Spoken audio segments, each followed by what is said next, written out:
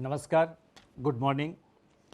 Today, humanity faces perhaps the trial of its time as COVID-19 grips the world with its deadly embrace.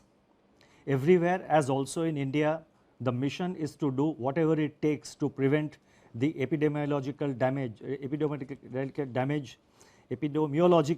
curve from steepening any further. In this kind of an environment, the Reserve Bank of India has been very proactive and has been monitoring the situation very closely. The evolving situation is being monitored very closely, and you would have noticed that from time to time, almost every second day or third day, the Reserve Bank is coming out with certain announcements. Now, in this kind of environment, I thought it was necessary that I speak to a wider audience and convey the resolve of the Reserve Bank of India, our approach and how we are going forward. Today, I propose to make certain announcements, and the statement is a bit long, as I said last time, because I have tried to make it as self-explanatory as possible, and so that there is adequate clarity, and since we are not able to hold a press conference, the meaning and the details are conveyed to the maximum extent possible. So, as I just said, everywhere, as also in India, the mission is to do whatever it takes to prevent the epidemiological curve from steepening any further. Human spirit is ignited by the resolve to overcome the pandemic.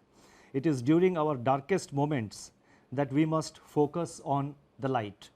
As Mahatma Gandhi said in his famous address at Kingsley Hall, London in October 1931, and I quote Mahatma Gandhi, "In the midst of death, life persists.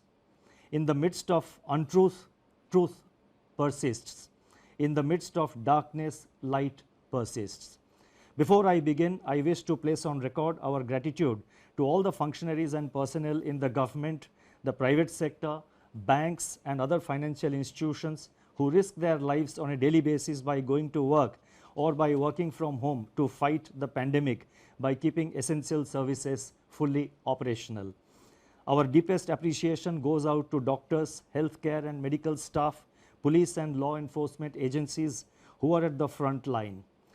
In the RBI, I would like to specially commend and thank our team of 150 officers, staff and service providers who are in quarantine away from their families and are at work 24/7 to keep essential services such as currency in circulation, retail and wholesale payments and settlement systems, reserve management, financial markets, liquidity management, financial regulation and supervision, and a host of other services available so that the nation may survive COVID-19. Banks and financial institutions have risen to the occasion and have ensured normal functioning. Their efforts are praiseworthy. I would like to thank my colleagues in the Reserve Bank of India who set aside personal health concerns and join me in fashioning the array of measures taken by the RBI in the context of COVID-19. I also thank our teams for their intellectual support, analytical work and logistical arrangements. I would first like to highlight or give our assessment of the current economic situation. Since March 27, 2020, when I spoke to you last, the macroeconomic and financial landscape has deteriorated precipitously in some areas, but light still shines through bravely in some others. On April 14, the IMF released its global growth projections, revealing that in 2020, global economy is expected to plunge into the worst recession since the Great Depression, far worse than what had happened during the global financial crisis. The IMF's economic counselor has named it the Great Lockdown, estimating the cumulative loss to global GDP over 2020 and 21 at around $9 trillion US dollars, which is greater than the economies of Japan and Germany combined. Within this downturn, the projections are replete with even sharper declines in output in various countries. India is among the handful of countries that is projected to cling on somewhat tenuously to positive growth at 1.9%. In fact, this is the highest growth rate among the G20 economies as estimated by the IMF. The World Trade Organization sees world merchandise trade contracting by as much as 13 to 32%. I repeat, 13 to 32% in 2020. Global financial markets remain volatile and emerging market economies are grappling with capital flows and volatile exchange rates. Crude oil prices remain in a state of flux despite the agreement on production cuts by OPEC plus countries. For 2021, the IMF projects sizable V-shaped recoveries, close to 9 percentage points for the global GDP.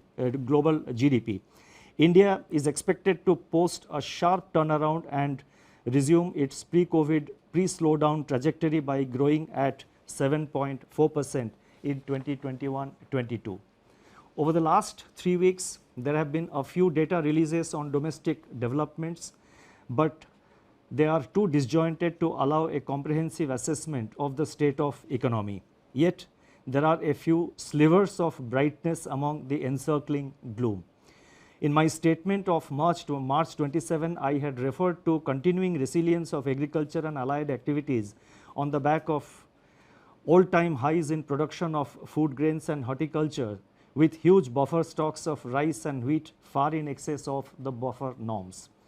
By April 10, pre-monsoon kharif sowing had begun strongly, with acreage of paddy, which as you know is the principal kharif crop, up by 37% in comparison with the last season, that is in comparison with the kharif of 2019. States such as West Bengal, Telangana, Odisha, Assam, Karnataka and Chhattisgarh are leading in sowing activity despite the lockdown. On April 15, the India Meteorological Department IMD forecast a normal southwest monsoon for 2020 season, with rainfall expected to be 100% of the long period average. These are early developments and they bode well for our rural demand, supported as they are by accelerating fertilizer production, which was noticed up to February 2020. The robust growth of 21.3% in tractor sales up to February 2020 as against a contraction of 0.5% in the corresponding period of the previous year may provide an offset to farm labor shortage on account of the lockdown. In other production sectors, the situation is more somber. On April 9, the index of industrial production for February was released, showing that industrial output accelerated to its highest rate in 7 months. The impact of COVID-19 is not yet captured in these prints. So therefore, there is no reason to get misled by the IIP data which was released up to February, because the impact of COVID-19 comes thereafter. More tellingly, however, the revival in electricity generation, a coincident indicator of demand that had commenced from January 2020, has been halted by a sharp fall in daily demand in the range of 25 to 30% after the lockdown announcement on March 25th. Automobile production and sales, port freight traffic declined sharply in March, as recently released data indicates. The Manufacturing Purchasing Managers Index, that is PMI, for March 2020, which was released on April 2, was the lowest in last 4 months.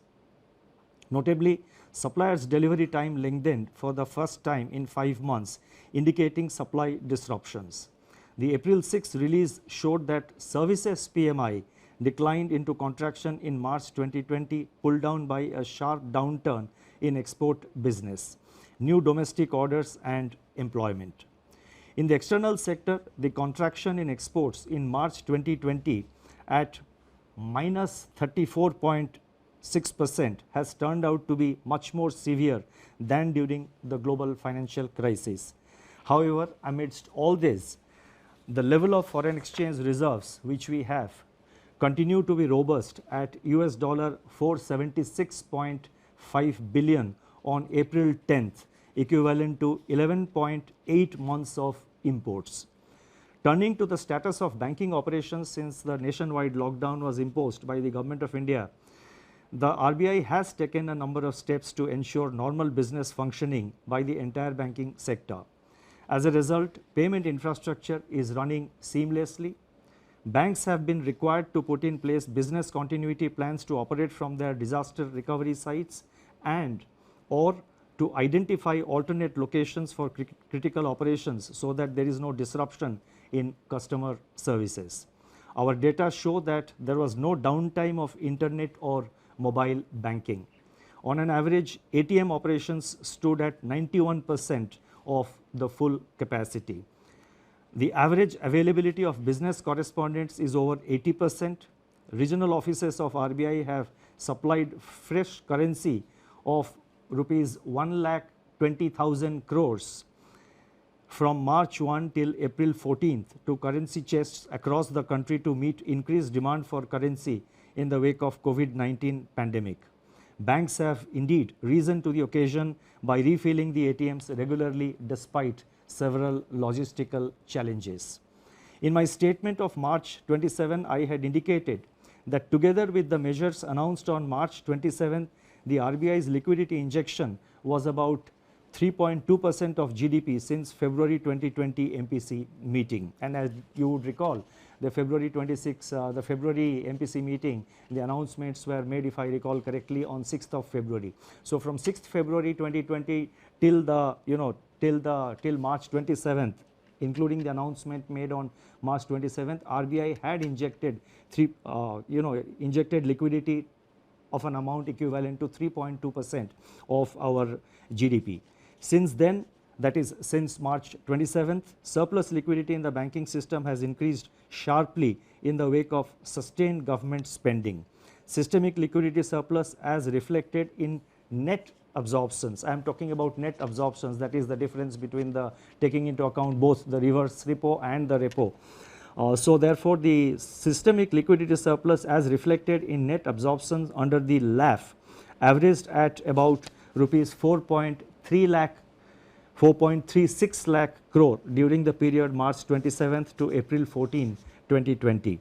As announced on March 27, the RBI undertook 3 auctions of targeted term repo operations, that is TLTRO, injecting cumulatively rupees 75,041 crore to ease liquidity constraints in the banking system and distress financial markets. Another TLTRO auction of rupees 25,000 crore is being conducted today. In response to these auctions, financial conditions, now this is very important, in response to these conditions, financial conditions have eased. I correct myself, in response to these auctions, financial conditions have eased considerably as reflected in the spreads on money and bond market instruments.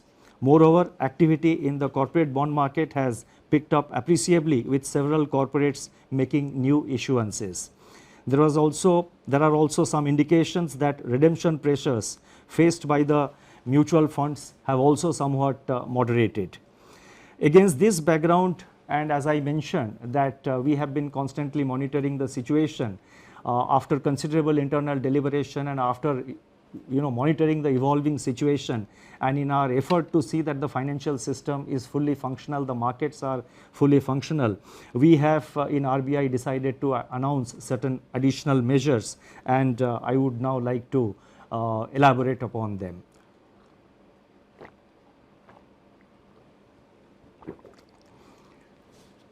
Against this backdrop and based on our continuing assessment of the macroeconomic situation and financial market conditions, we propose to take further measures with the following objectives. 1.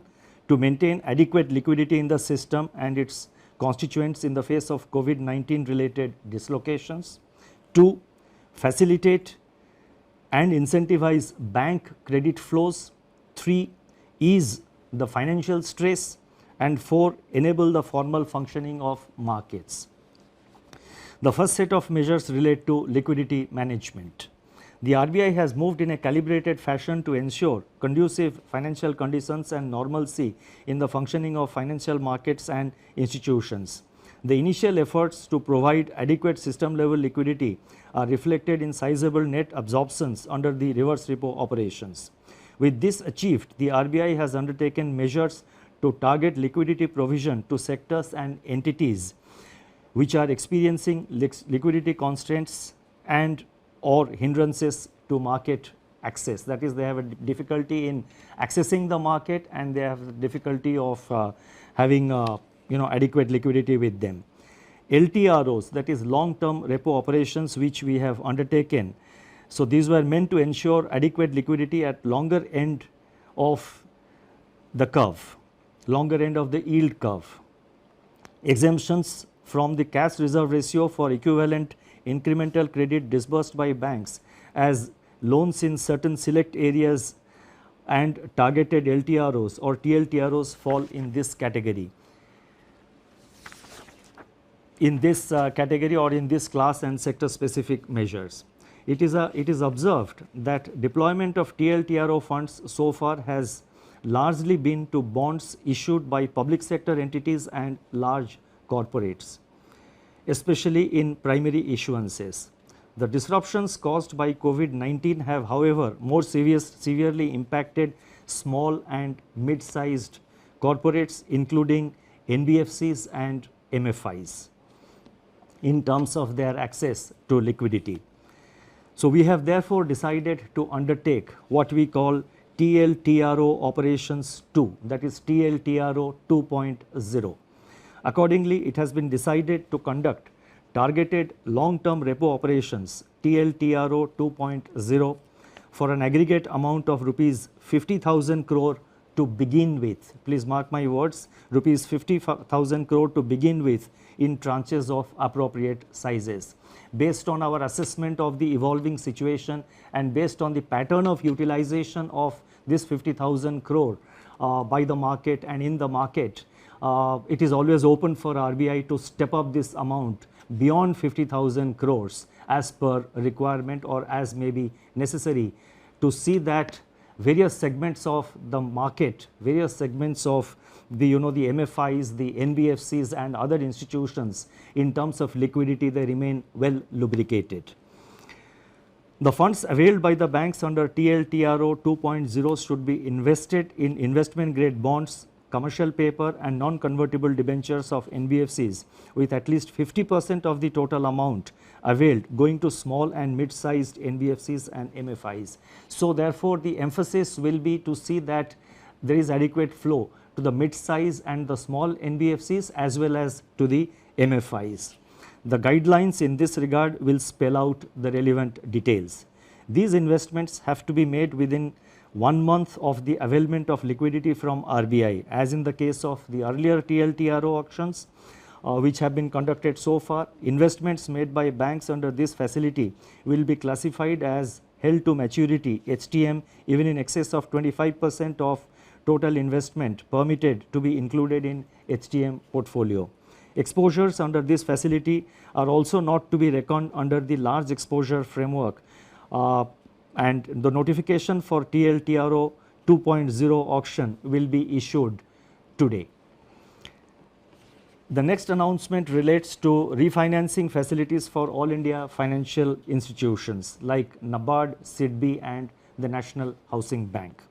All India financial institutions such as NABARD, SIDBI and National Housing Bank play an important role in meeting the long-term funding requirements of agriculture and the rural sector, small industries, housing finance companies, MFIs and NBFCs.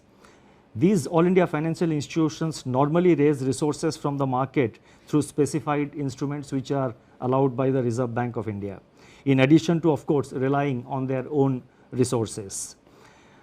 In view of the tightening of financial conditions in the wake of COVID-19 pandemic, these institutions are today facing difficulties in raising resources from the market.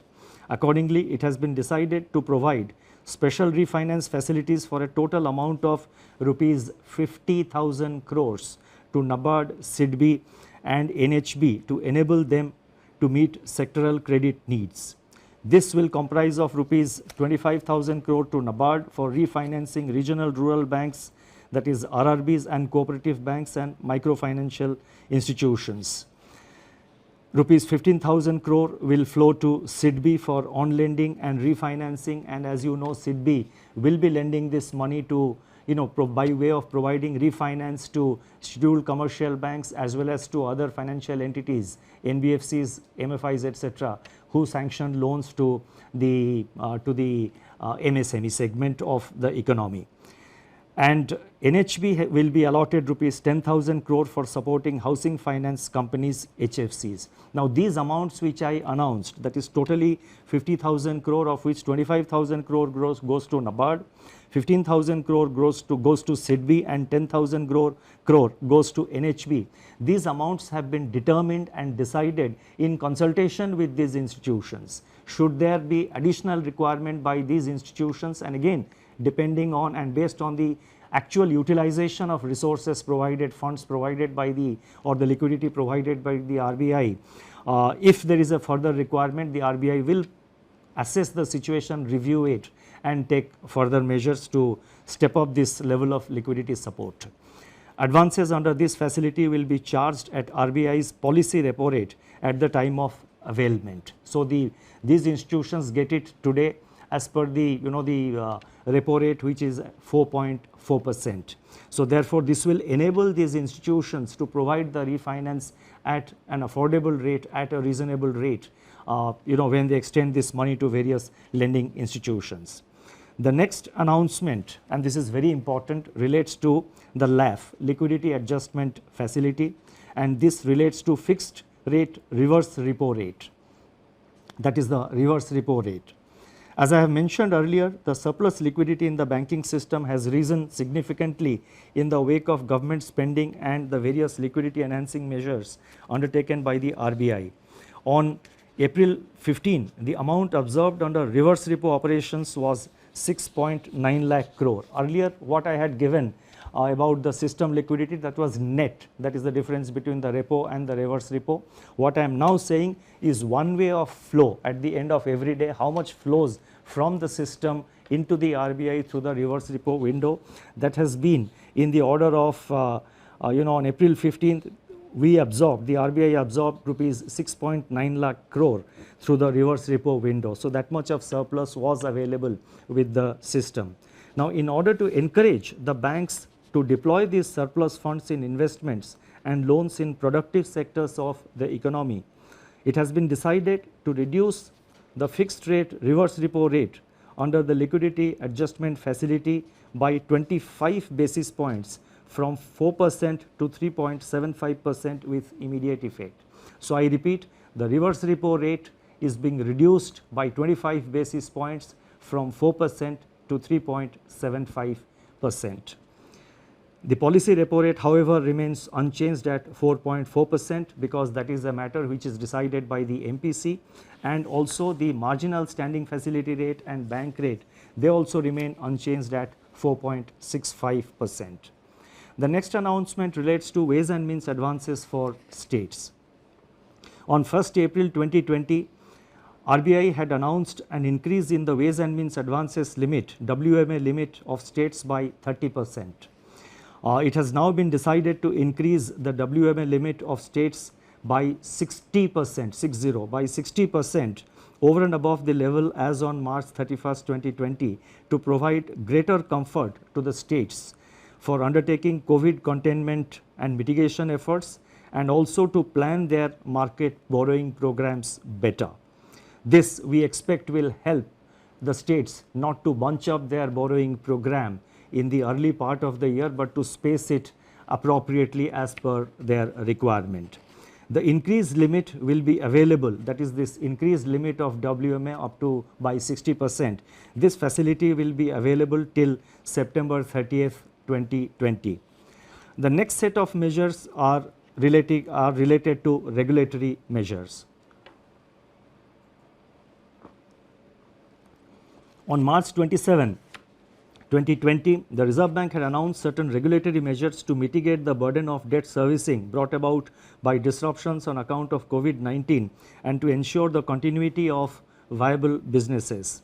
Based on a review of rapidly evolving situation and consistent with globally coordinated action committed to by Basel Committee on Banking Supervision to alleviate the impact of COVID-19 on global banking system, additional regulatory measures are being announced today. So whatever regulatory measures we are announcing, they are consistent with the Basel guidelines.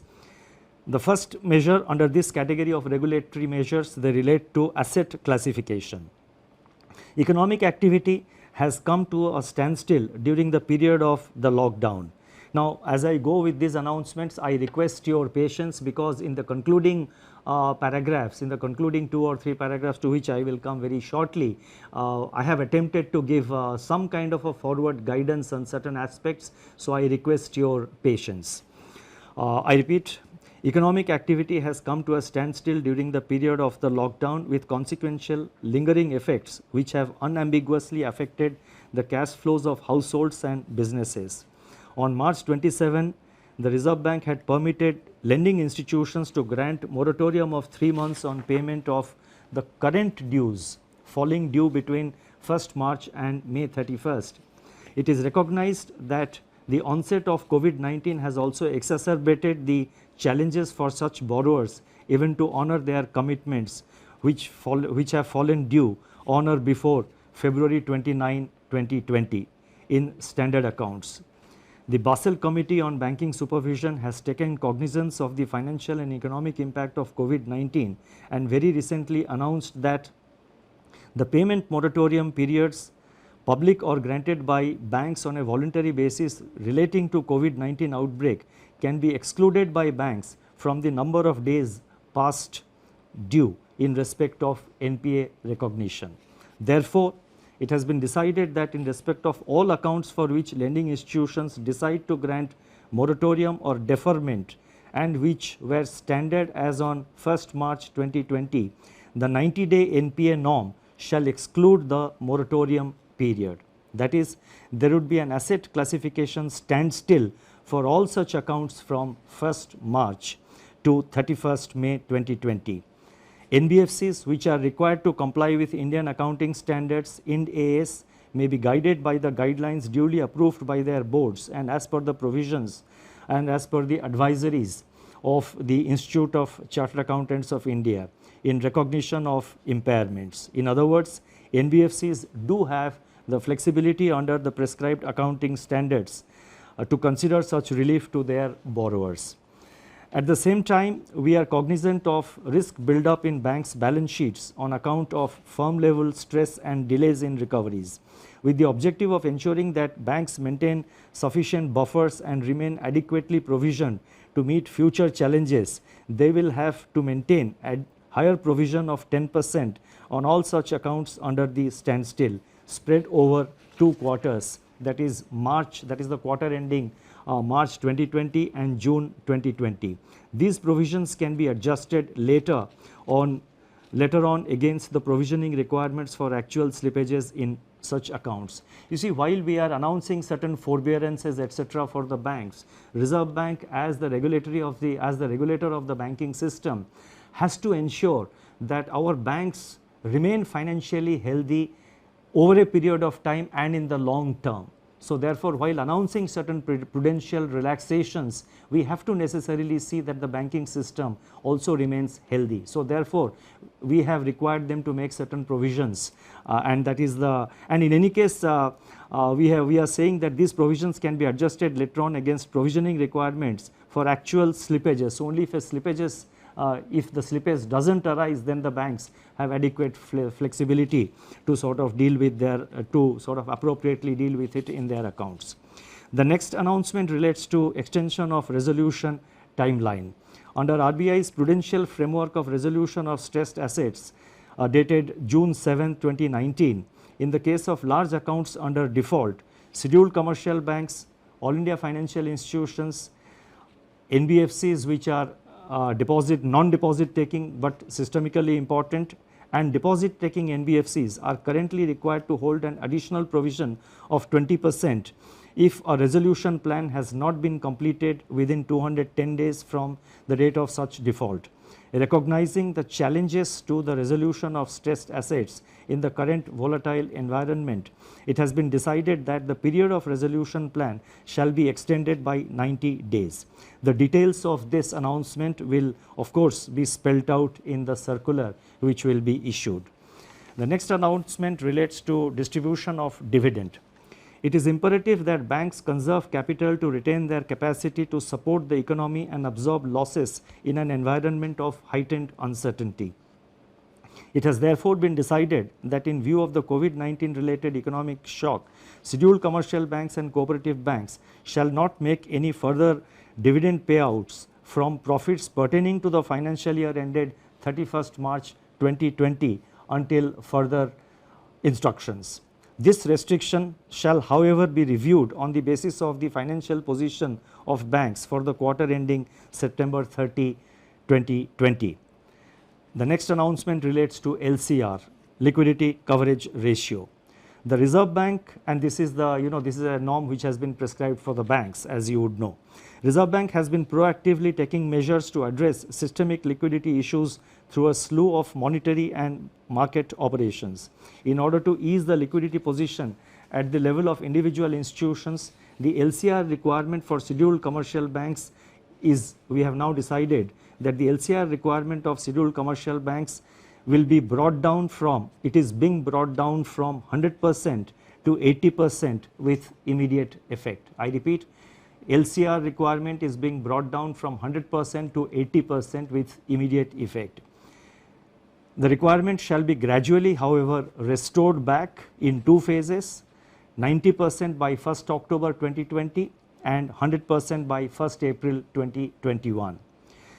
The next announcement relates to NBFC loans to commercial real estate projects. In terms of extant guidelines for banks, the date for commencement of commercial operations, DCCO, in respect of loans to commercial real estate projects delayed for reasons beyond the control of promoters can be extended by additional 1 year over and above the 1 year extension permitted in the normal course without treating the same as restructuring. And restructuring, as you know, would obviously have implications for asset classification. It has now been decided to extend a similar treatment to loans given by NBFCs to commercial real estate. This will provide relief to NBFCs as well as to the real estate sector. Now, before I go to the concluding remarks, let me mention that the RBI, as I mentioned earlier, is monitoring the situation very closely. We are very vigilant about the developments, and whenever required, we will make necessary announcements. And so therefore, this is not the last of the announcements that we are announcing today to deal with the situation. As the situation warrants, we will be announcing new measures to deal with the challenges. Our effort is always to remain proactive and also to respond to the emerging challenges. Now, let me now move to the concluding portion of my remarks. In conclusion, I would like to review recent developments relating to inflation and the outlook without infringing in any way the mandate of the Monetary Policy Committee. The press release of National Statistics Office NSO on April 13, 2020 showed that CPI inflation for March 2020 declined by 70 basis points to 5.9%. This is, however, based on data gathered up to 19th March. The data showed a softening of food inflation by around 160 basis points on account of the easing of prices of vegetables, eggs, meat, fish, pulses, etc. In other categories of CPI inflation, pressures remained firm. Daily data on 22 essential food items covered by the Department of Consumer Affairs of Government of India suggest that food prices have increased by 2.3% in April so far, that is up to April 13th, in a broad-based manner, though onion prices have continued to decline, and at the same time, the PDS kerosene prices have slumped by 24% in the first fortnight of April. Domestic LPG prices also declined by 8%.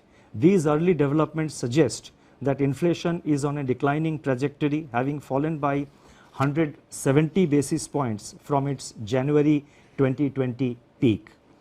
In the period ahead, inflation could recede even further, barring of course any supply side disruption shocks, and may even settle well below the target of 4% by the second half of 2021.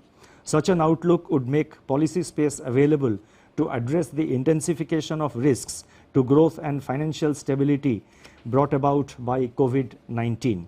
This space needs to be used effectively and in time. The RBI, as I said earlier, will monitor the evolving situation continuously and use all its instruments to address the daunting challenges posed by the pandemic.